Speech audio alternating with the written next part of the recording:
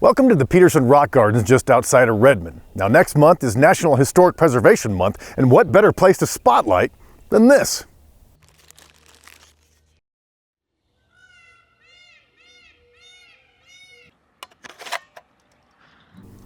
Take a journey with me, won't you? We are in the museum at Petersen Rock Garden to talk about one of my favorite things, maybe my favorite thing in Deschutes County history, Rasmus Petersen and the Petersen Rock Garden. When he was just 18 years old, Rasmus Petersen and his brother came to the U.S. It's thought they were some of the original immigrants that came through Ellis Island. In 1905, Rasmus purchased this property through the Desert Preservation Act. He made it a successful farm, but by the 30s, the true artiste in Rasmus came out. And there's lots of roadside attraction things that happen kind of way before the Route 66 and interstate highways, of the 1950s that are all designed for tourism. But you have this moment in 1935 where Rasmus decides to start building these rock formations. Rasmus had attended a school growing up that encouraged free thought and artistic expression. And when the vision came to his mind, he figured if he built it, they would come. And boy, howdy did they ever. And by 1938, he's had 7,000 visitors in 1 year to come and see the rock formations and art that he's building. And so over time, he becomes less and less farmer and more amateur geologist and artist. It was truly one of those roadside spots where you're traveling through, you'd stop, have a picnic, see the rock garden, relax. Once the diner was up and running, maybe get something at the diner.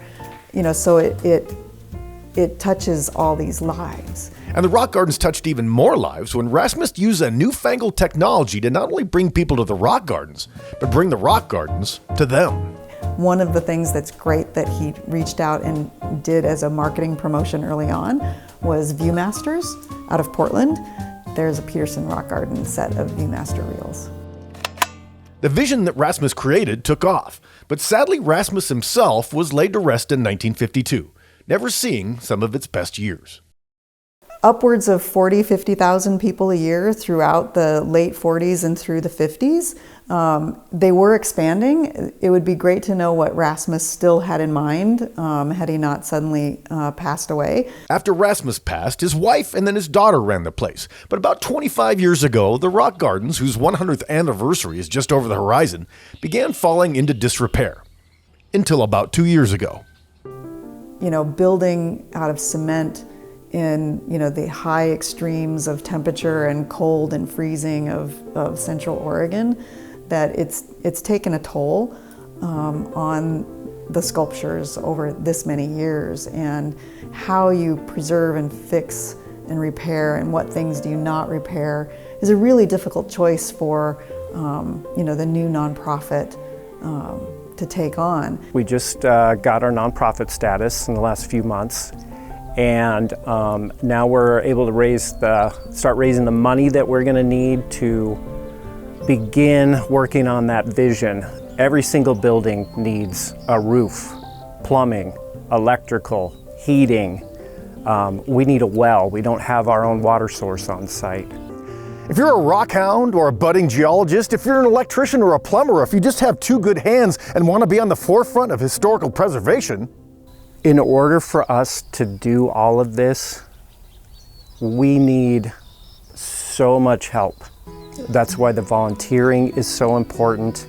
We just need so much support from the community, whether that's in the form of volunteering or donations or just spreading the word so that folks know about us. And once you come out to the rock garden, it's hard not to start to care about it, because it's such a special place.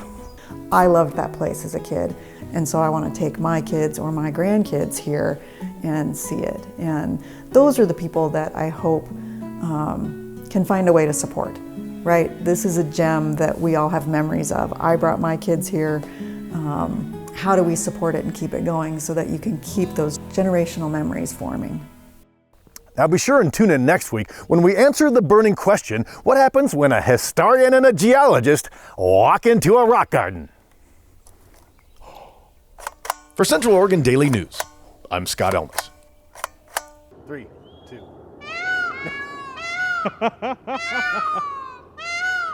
Hey, we're filming here.